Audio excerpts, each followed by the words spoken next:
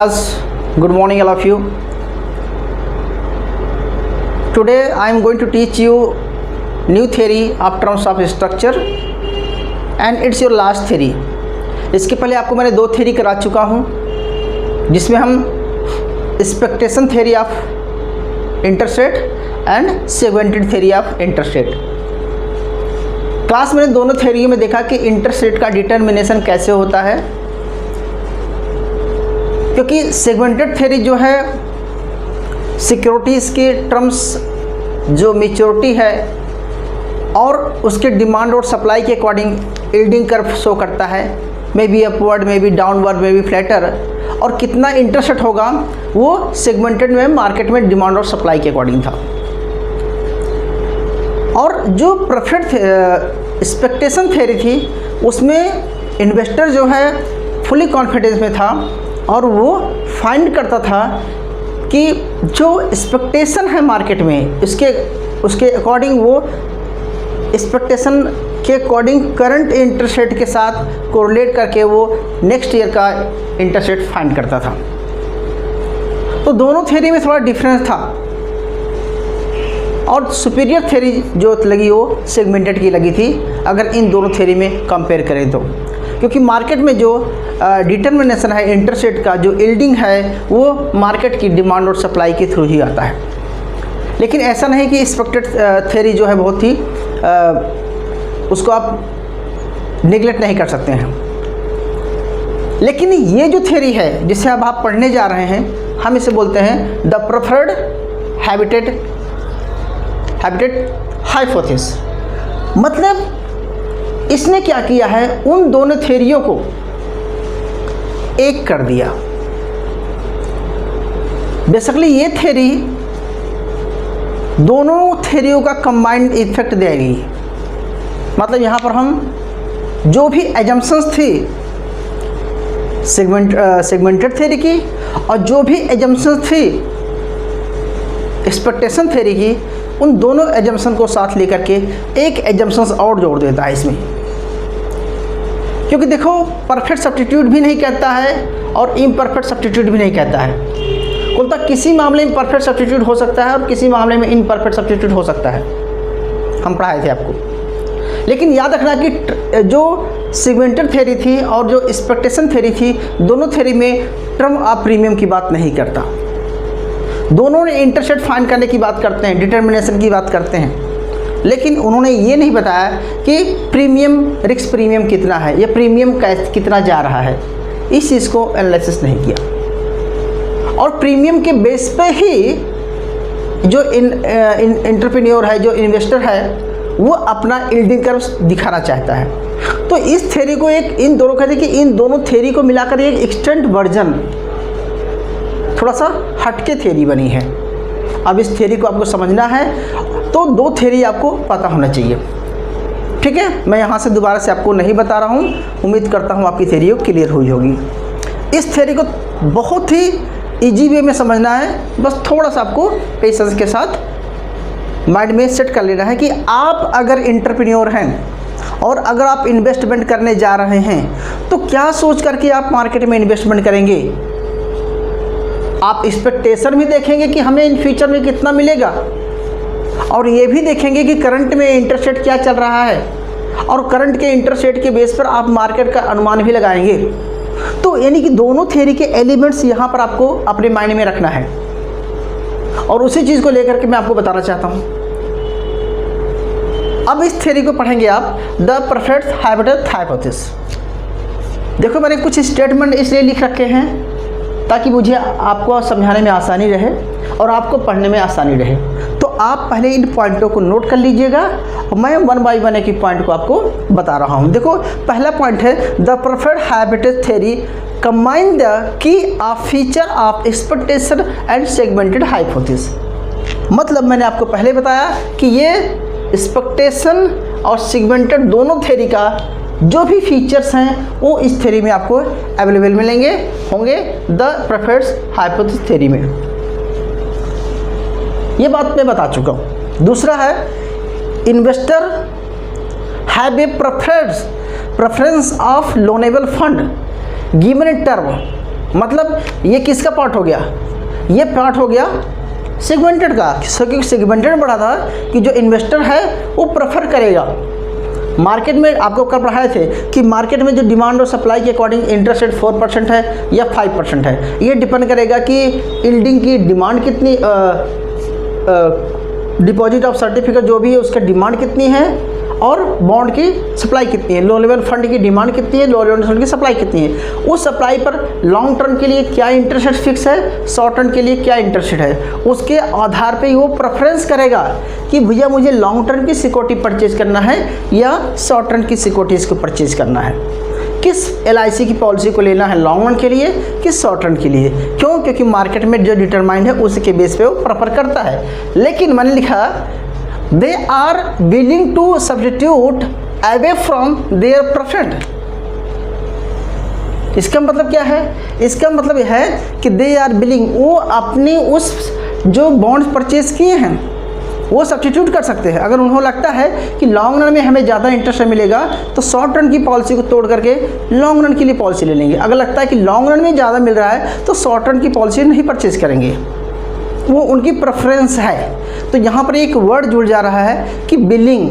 अब बिलिंग का मतलब एक प्रेफरेंस की बात हो रही है, तो पॉइंट को समझते जाना, प्रेफरेंस की बात हो गई।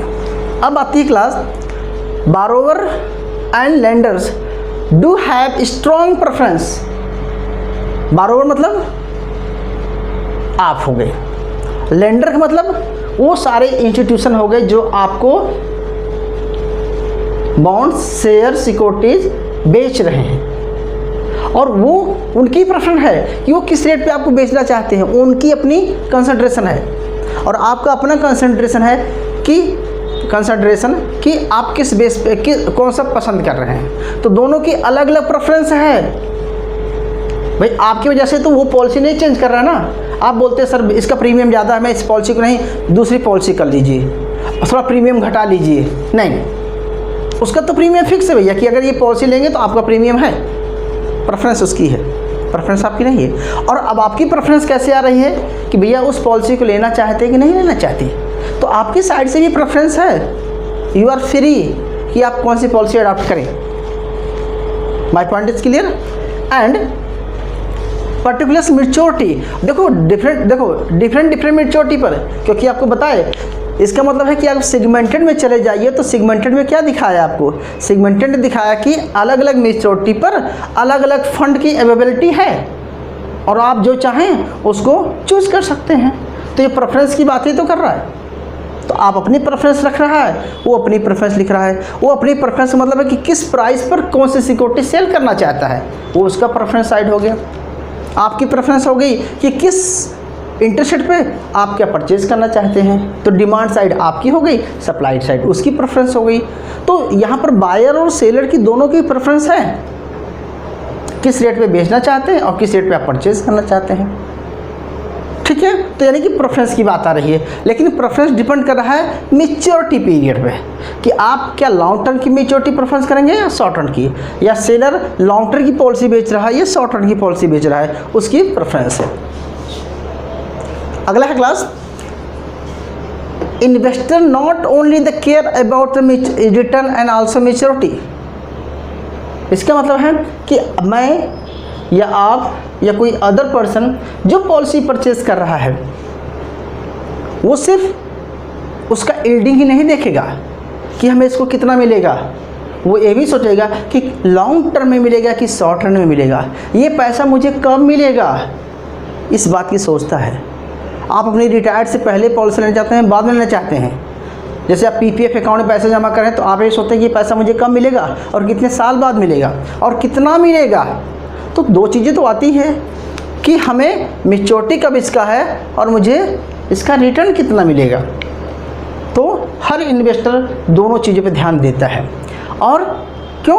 वो अपनी प्रेफरेंस के अकॉर्डिंग चलना चाहता है कि भैया मैं इतने साल के लिए लूँगा तो क्या मिलेगा और इतने कम ईयर के लिए लूँगा तो कितना हमें यील्डिंग आएगा। तो दोनों प्रेफरेंस है। आप कम यील्डिंग लेना चाहते हैं तो कम प्रीमियम देंगे लॉन्ग टर्म के लिए। इस तरह से अलग अलग पर्सन की, अलग अलग एंटरप्रेन्योर की, अलग अलग इन्वेस्टर की प्रेफरेंस हो सकती है। अगला class investors should prefer shorter bond over the longer term. Meaning कहता है कि अगर इन्वेस्टर है, हो सकता है प्रेफर करेगा bond over the long term, short term के साथ लॉन्ग टर्म प्रेफर करेगा जब उसे yielding on the long term bond shorter than, जब उसे लगता है कि लॉन्ग टर्म के लिए हम पॉलिसी लेंगे तो मुझे ज़्यादा मिलेगा, तो शॉर्ट टर्म की पॉलिसी क्यों परचेज करेगा। और अगर शॉर्ट टर्म की पॉलिसी में उसे लगता है कि लॉन्ग टर्म में लेने से अच्छा है कि शॉर्ट टर्म लें, तो शॉर्ट टर्म की पॉलिसी को प्रेफर करेगा।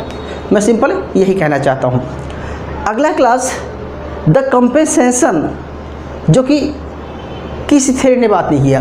द कंपेंसेशन, ठीक है, required to induce investor to purchase a assets, मतलब कि आप कोई पॉलिसी परचेज करना चाहते हैं with the different term maturity, अलग अलग टाइम पीरियड की अलग अलग मैच्योरिटी आप परचेज करना चाहते हैं, तो सबसे पहले आप क्या देखते हैं, आप देखते हैं कि उसके लिए क्या कंपनसेशन रिक्वायरमेंट है, मतलब हमें कितना पे करना पड़ेगा पर मंथ इसको, तो इसी को बोलते हैं क्रम। इस प्रेफरेंस टर्म को बोलते हैं हम term maturity, term premium.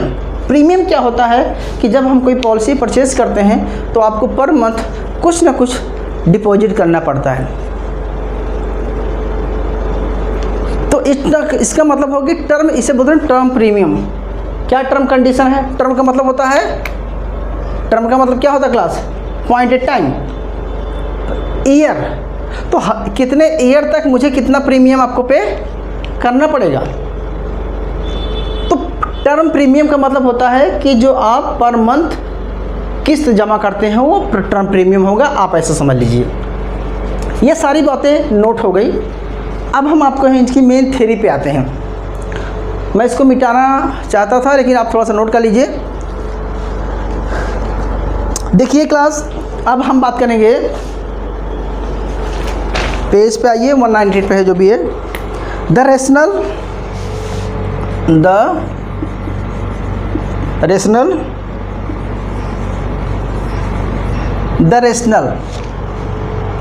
for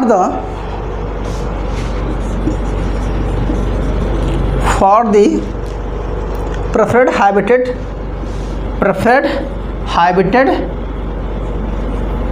hypothesis। क्या रिजनेबल है, मतलब रिजनेबल सुना आपने होगा कि आदमी एक विवेकशील है। कहा जाता है कि जो भी पर्सन है रेशनल है। रेशनल मतलब है कि आपके अंदर सोच विचार करने की, कंपेयर करने की पॉलिसी को, कौन सी पॉलिसी हमें बेटर होगी, कौन सी नहीं होगी।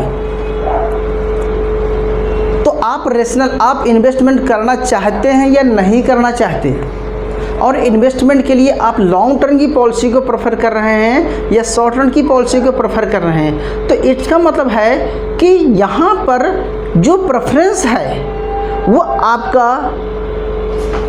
रैशनैलिटी की बात करता है। लेकिन ये रैशनैलिटी कैसे निकालेगा, तो मैं दो चीज़ें समझाऊंगा। पहले थ्योरी पे आइए, फिर एक एग्जांपल लेके बताऊंगा आपको। देखो, ये कहना ये चाहता है क्लास, इसमें एग्जांपल दिया हुआ है अलग है, मैं आपको अपना एग्जांपल समझा देता हूँ आपको, या इन्हीं के एग्जांपल ले लेते हैं। कहना चाहता है, पहले इसको देख लीजिए कि दो चीज़ें हैं। अब इसको टर्म प्रीमियम को, इन्होंने टर्म प्रीमियम को क्या माना है क्लास, अल्फ़ा माना है, अल्फ़ा, ठीक है, इसको अल्फ़ा ही लिखते शायद, ठीक है। टर्म प्रीमियम यहाँ पे अल्फ़ा है, और कितने साल तक, मान के चलो क्लास ऐसा समझिए, मान के चलो आप 20 ईयर की पॉलिसी लेते हैं, ठीक है। अगर 20 ईयर की पॉलिसी लेते हैं आप, तो आपको अगर पर मंथ 10 रुपीज़ या 200 पर मंथ डिपॉजिट करना पड़ रहा है, तो इसका मतलब होता है कि कितने साल तक। तो अल्फ़ा एन का मतलब होता है कि प्रीमियम है, और एन का मतलब होता है कितने ईयर आपको प्रीमियम जमा करना पड़ रहा है। अच्छा, तो हर हमेशा प्रीमियम जमा कर रहे हैं, आपने 20 साल तक प्रीमियम जमा किया, तो उसका रिटर्न कैसे आएगा, या आपको उसके इंटरेस्ट रेट कितना मिलेगा, आपको उसकी यील्डिंग कितनी आएगी, ये चीज़ आपको फाइंड करना है, और ये चीज़ फाइंड करके आप डिसाइड करेंगे कि मुझे पॉलिसी परचेज़ करना है या नहीं परचेज़ करना है। तो इसको फाइंड करने का तरीका आपको बताना है। तो पहले हम इसको आपको तरीके को बताते हैं, जो कि आपका पेज नंबर 324 पे है। अब इसको मिटा रहे हैं क्लास, आई होप कि नोट कर लिया होगा, प्लीज़ नोट डाउन। ओके, अब देखो दो चीज़ समझना है आपको बहुत ध्यान से, कि अगर हमने पिछली क्लास में पढ़ा था क्लास कि अगर आपको लॉन्ग टर्म में क्या इंटरेस्ट मिलेगा, अगर इस चीज़ को फाइंड करना है तो आपको क्या करना पड़ेगा कि सारे जो शॉर्ट रन की पॉलिसी, सारे शॉर्ट रन की जो एक्सपेक्टेशन है उसको क्या करते थे हम, ऐड करते थे। ओके, जब शॉर्ट रन की पॉलिसी सारे एक्सपेक्टेशन को ऐड करते थे प्लस करंट का जो करंट है उसको भी क्या करते थे आप लिख लेते थे। ओके, मैं बताता हूँ क्लास। देखिए आपको लिखना है RN इंटरेस्ट रेट है कितना मिलेगा इज इक्वल टू, या थोड़ा इधर लिख लेते हैं, RN आपको कितना मिलेगा। तो कितना मिलेगा, RN का मतलब होता है यहाँ पर R है इंटरेस्ट रेट, N का मतलब है कितने साल के लिए कितना इंटरेस्ट रेट मिलेगा। तो हमें क्या करना है, अल्फ़ा N पहले रख देना है। मतलब आप प्रीमियम कितने साल कितना प्रीमियम देंगे मल्टीप्लाई कर देना है, प्लस और इसी में प्लस करना है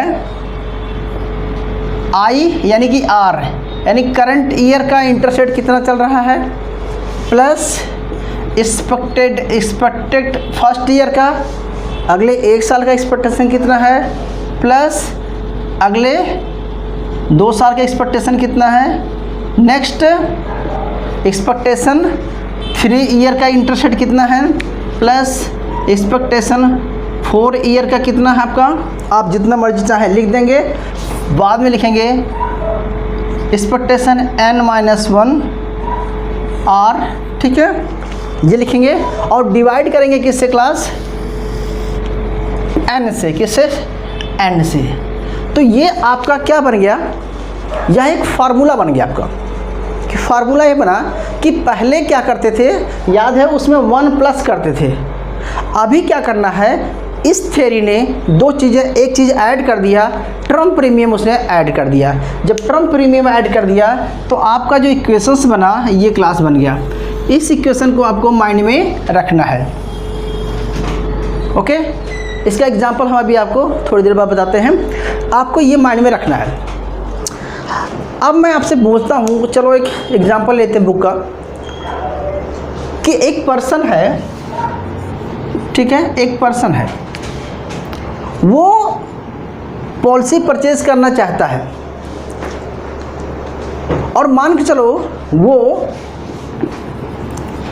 1000 रुपये जमा करता है और करंट में इंटरेस्ट रेट मान के चलो 4% है, जो भी है। तो यानी कि 1000 रुपये जमा करके 4% जो भी मिलेगा, 1 साल बाद उसको कुछ पैसा मिलेगा, यानी कि उसकी जो मैच्योरिटी पीरियड है 1 ईयर है, 1 ईयर की मैच्योरिटी पीरियड है। लेकिन अगर वो 2 ईयर का पॉलिसी लेता है तो मान चलो इंटरेस्ट रेट जो है 4% हो गया, 5% है, वो डिपेंड करेगा मार्केट के एक्सपेक्टेशन पे कि क्या आएगा। करंट का तो 4% पता है, पर मार्केट में एक्सपेक्टेशन कितना है और कितना आएगा उसे आइडियाज़ नहीं है। और उसे ये भी आइडिया है कि यार उसको 1 साल बाद पॉलिसी को विड्रॉल करना पड़ सकता है, 1 साल बाद पॉलिसी को विड्रॉल करना पड़ सकता है। मतलब उसको, उसकी प्रेफरेंस है कि उसको 1 महीने 1 साल बाद अपनी पॉलिसी को विड्रॉल करना है। अगर वो 2 साल की पॉलिसी ले लेता है, अगर वो 2 ईयर की पॉलिसी लेता है तो उसके लिए तो प्रॉब्लम हो जाएगी। तो कौन सी पॉलिसी लेगा, वो 1 ईयर की पॉलिसी लेगा, क्योंकि अगर 2 ईयर की पॉलिसी लेता है तो उसे सडनली 1 ईयर बाद उसे विड्रॉल करना पड़ेगा। और 2 ईयर का कितना एक्सपेक्टेड इंटरेस्ट रेट है, वो कम भी हो सकता है, ज़्यादा भी हो सकता है। तो उसको जो इंटरेस्ट रेट मिलेगा कम भी हो सकता है, ज़्यादा हो सकता है। दूसरा बात यहाँ पर क्लास है कि कहता है कि suppose that 1 year bonds purchase करता है और अगर 2 साल की पॉलिसी परचेज़ करेगा लेकिन उसको 1 साल बाद उसको विड्रॉल करना है तो उसमें ब्रोकर का भी चार्ज जाएगा, उसका कुछ प्रीमियम जा रहा है, और दूसरी बात कि इंटरेस्ट उसको मिलेगा कितना, 4% ही मिलेगा। तो अगर वो 2 ईयर की पॉलिसी रखेगा तो उसका लॉस होगा, क्योंकि पॉलिसी के बीच में ही उसे विड्रॉल करना पड़ेगा। जब पॉलिसी के बीच में ही विड्रॉल करेगा तो उस केस में उसके कुछ चार्जेस भी कट जाएंगे, प्लस ब्रोकर को देना पड़ेगा, जो उसके जो आपकी पॉलिसी करता है उसको भी कुछ प्रीमियम पैसा जाता है।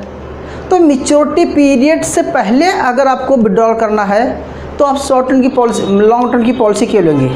तो इस केस में जो एंटरप्रेन्योर है वो लॉन्ग रन की पॉलिसी को प्रेफर नहीं करेगा, वो हमेशा शॉर्ट रन की पॉलिसी को प्रेफर करेगा।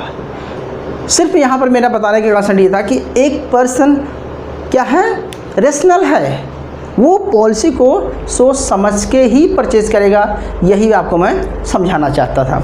तो कहने का मतलब इसमें और भी एग्जांपल्स हैं, देख लेना कि वो देखना चाहता है कि इंटरेस्ट रेट कितना मिलेगा, एक्सपेक्टेशन कितना है, और हमारा प्रीमियम पर मंथ कितना जा रहा है। तो ये सब सोच करके ही वो पॉलिसी को परचेज करेगा और अपना इंटरेस्ट रेट इस इक्वेशन के अकॉर्डिंग फाइंड करेगा। क्लियर हुआ पॉइंट? आपको यही पॉइंट क्लियर करना था।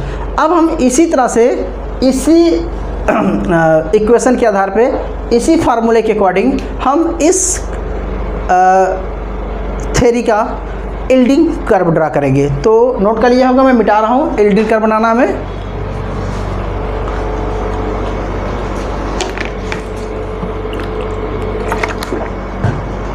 ओके, क्लास से मिटाता हूँ। आपने ये थ्योरी पढ़ लिया, लिख लिया। अभी आपको यील्डिंग कर्व बनाना है। तो यील्डिंग कर्व का मतलब होता है, क्लास लिखिए, the profit hypothesis and yields curve. ठीक है, हम यील्ड्स कर्व बनाएंगे, लेकिन यील्ड कर्व बनाने से पहले मैं आपको न्यूमेरिकल्स भी समझाऊंगा कि किस तरह से आप यील्डिंग कर्व क्लास बनाएंगे। तो इसका इंटरेस्ट रेट निकालने का फार्मूला आपको पता चल गया, इंटरेस्ट रेट निकालने का फार्मूला पता चला आपको।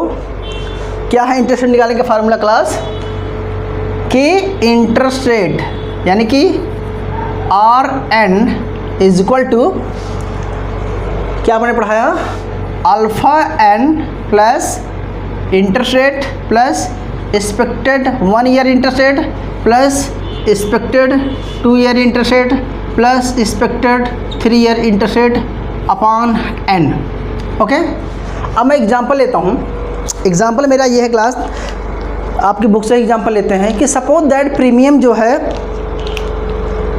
2 ईयर की पॉलिसी है। ठीक है, premium, term premium 2 year bonds है, 2 ईयर बॉन्ड है। देखो 2 ईयर बॉन्ड से है, जैसे इस 2 ईयर बॉन्ड्स का 2 साल का नहीं कि आपको पॉलिसी, आप 2 साल तक पॉलिसी प्रीमियम आपको देना पड़ेगा। तो अल्फ़ा ये कितना आ जाएगा, 2 आएगा, क्योंकि 2 साल तक आपको प्रीमियम देना है। और प्रीमियम मान के चलो, हम कह रहा है प्रीमियम इक्वल टू 0.01 है। कितना है क्लास? 0.01 है, मतलब 1% है। ब्रैकेट में लिख सकते हैं आप, 1% है। ओके, अगर 1% है प्रीमियम, ठीक, मतलब जितना 1% प्रीमियम है और 1 ईयर बॉन्ड है, मान के चलो 1 ईयर बॉन्ड का इंटरेस्ट रेट है 6%। ठीक है, 1 ईयर बॉन्ड्स इंटरेस्ट रेट यानी कि R इक्वल टू क्लास 6% है। तो अगर मैं आपसे बोलूं interest rate on 2 year maturity पर, 2 साल की मैच्योरिटी पर आपको इंटरेस्ट रेट फाइंड करना है, तो उस पर्सन को अगर जिसका प्रीमियम पर 1% है, 1% मतलब कि अगर उसने 1 लाख रुपए 2 साल में डिपॉजिट करना है, या 1,000 रुपये पूरे 2 साल में डिपॉजिट करना है, तो पर मंथ प्रीमियम कितना बनेगा, डिवाइड कर दीजिए। मान के चलो 12 मंथ होते, 12 दूनी 36 मंथ हो गया। तो तो इस तरह से डिवाइड करता है कि अगर 1000 का है, समझे ना, तो यानी कि मान के चलो जो अभी कि 1% आपका प्रीमियम है और 6% आपका इंटरेस्ट रेट है। 2 साल के लिए आप पॉलिसी लेते हैं तो अल्फ़ा 2 साल तक आप जमा करेंगे, पूरी पॉलिसी का 1%, तो आपको कितना इंटरेस्ट रेट मिलेगा, 2 साल बाद आपको कितना इंटरेस्ट रेट मिलेगा। तो पिछले के अकॉर्डिंग अगर इसी को अगर आप एक्सपेक्टेशन के अकॉर्डिंग फाइंड करते तो क्या लिखते थे फिर 1 + r प्लस EIR अपॉन 2, इस तरह से आप लगा रहे थे। लेकिन अब हम लगाना है इसके अकॉर्डिंग, तो क्या निकलेगा क्लास बताइए प्लीज़। क्लास निकलेगा interest rate 2 year is equal to 0.01 plus कितना है class 6 year 6%, 0.06 plus expected 1 year का इंटरेस्ट रेट अपॉन क्या आएगा, कोई बताएगा, अपॉन 2 इज इक्वल टू क्या निकलेगा क्लास, मुझे नहीं पता।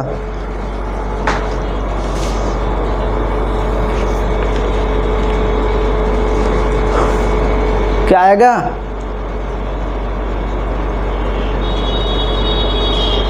तो यानी कि हमें इस तरह से निकालना है क्लास।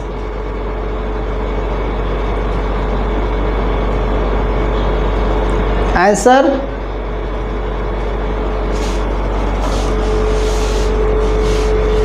तो आप बोलेंगे सर आंसर कैसे निकलेगा, जब हमें आपको ये तो दिया नहीं, आपने ये तो आपने दिया नहीं, तो आपको ये भी बताना है कि पहले इस फार्मूले को आप समझ गए होंगे। अब अगर मैं बोलता हूँ क्लास, इतना समझ आ गया।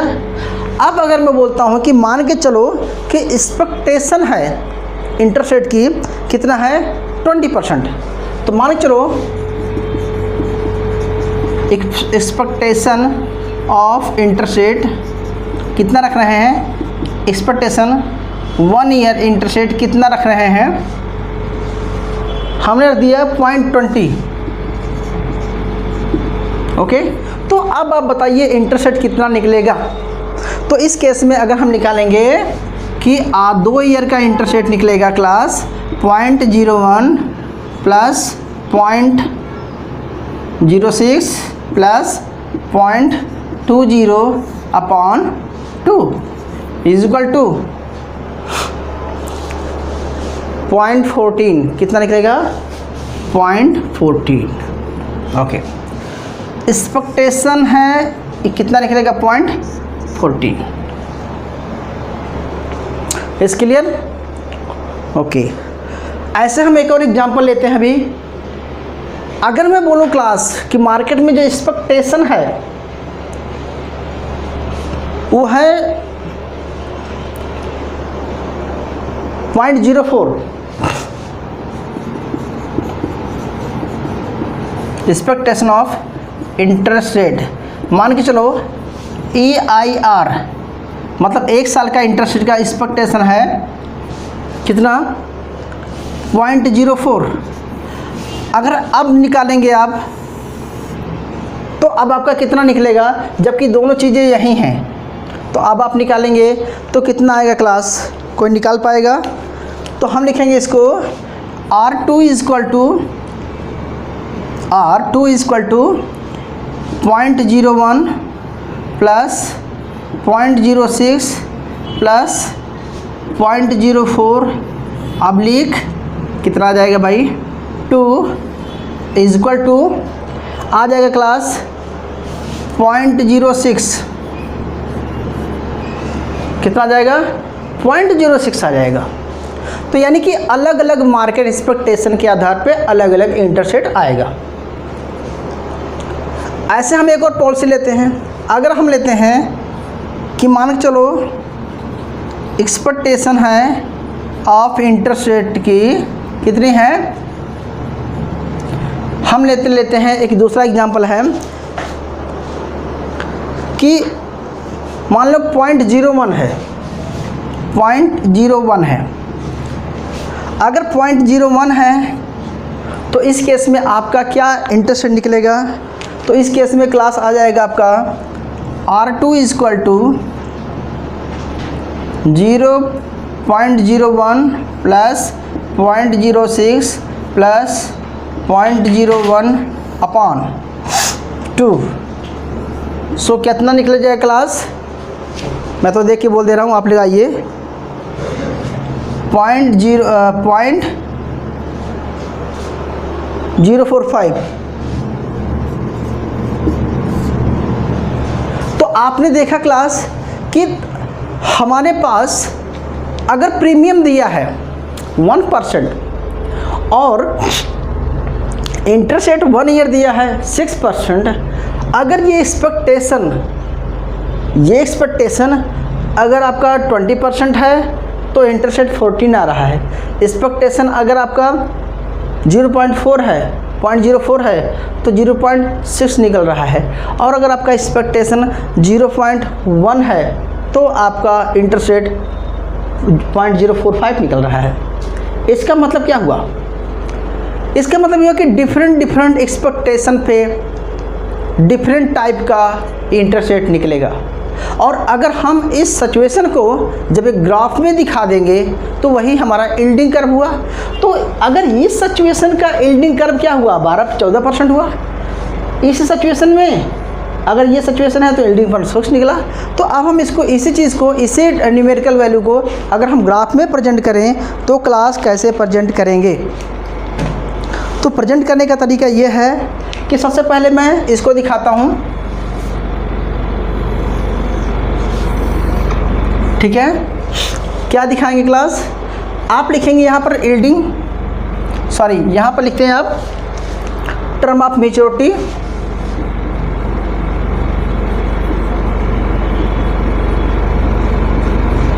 टर्म ऑफ मैच्योरिटी, और यहाँ लिखेंगे आप इंटरेस्ट रेट, ठीक है? इंटरेस्ट रेट लिख दिया। तो हमें करना क्या है क्लास? आपको पता है कि जब हम 1 साल की पॉलिसी ले रहे हैं तो हमारा कितना इंटरेस्ट है? 1 साल का मतलब 6% है। कितना है? 6% है, ठीक है? और जब हम 2 साल के लिए पॉलिसी परचेज कर रहे हैं तो हमारा कितना एक्सपेक्टेशन आ रहा है? 14 आ रहा है। तो हम लिखेंगे 14%। तो यानी कि हमारा ग्राफ ऐसे बन जाएगा।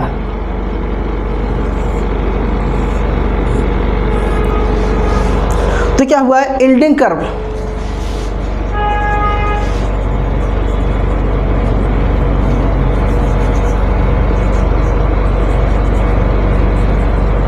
कैसा बना? अपवर्ड। अपवर्ड क्यों बना? समझ में आ गया आपको? क्योंकि अगर एक्सपेक्टेशन है कि इंटरेस्ट रेट मार्केट में बहुत ज़्यादा जाएगा, एक्सपेक्टेशन है, तो अब जो आपका जो यील्डिंग कर्व बनेगा वो अपवर्ड बना। और अपवर्ड क्यों बना? क्योंकि आपने देखा कि 6% से 14% आ गया तो अपवर्ड बन गया। इसका क्लियर है? ओके, अब नेक्स्ट ले लेते हैं एग्जाम्पल क्लास। नेक्स्ट है कि सेम अगर कंडीशन है और आपको लगता है कि एक्सपेक्टेशन 0.4% है तो क्या बनेगा? 6% आ जाएगा, और 6% है तो क्या बनेगा? फ्लैटर। तो देखिए क्या बनेगा क्लास? फ्लैटर बनेगा। क्यों? क्योंकि आपका जो है ये 6% कांस्टेंट है, तो ये यील्ड कर्व क्या होगा? क्यों फ्लैटर बना? क्योंकि देखो 1 साल के लिए लेते हैं 1 ईयर, और अगर लेते हैं 2 ईयर, अगर 2 साल के लिए लेते हैं तो क्या हुआ कि ये 6% ही कांस्टेंट है। तो इस केस में क्या हुआ क्लास? क्या बोलेंगे इसको आप? कुछ भी लिख दीजिए यहाँ पर। ये क्या हुआ कि 1 ईयर और 2 ईयर का अलग ले लेंगे तब भी 6%, और ये 6% ही है। तो इस केस में जो यील्डिंग कर्व आपका बना, क्या बना? फ्लैटर बना। अगर हम इस बॉन्ड की बात करें कि अगर आपको लगता है कि मार्केट में एक्सपेक्टेशन भैया बहुत डाउन जाएगी, 1% ही मिलेगा, ठीक है, और करंट में 6% है, तो इस केस में जो आपका यील्डिंग कर्व बनेगा तो क्या बनेगा? Downward sloping. सो हम क्या करेंगे क्लास, इंटरेस्ट रेट यहाँ लिख देंगे, पता है आपको। यहाँ पर हम मैच्योरिटी लिख देंगे, पीरियड लिख देंगे। 1 ईयर के लिए है आपका 6% और थोड़ा सा ऊपर कर देते हैं 6% है। और अभी क्या है कि 2 ईयर के लिए निकल रहा है, तो हमारा कितना निकल रहा है 0.45, तो यानी कि 4.5% आ गया। तो इसका मतलब क्या हुआ कि यील्डिंग कर्व जो है हमारा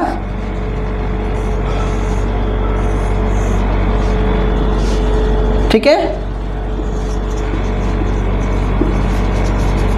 डाउनवर्ड स्लोपिंग लिखा गया यील्डिंग कर्व।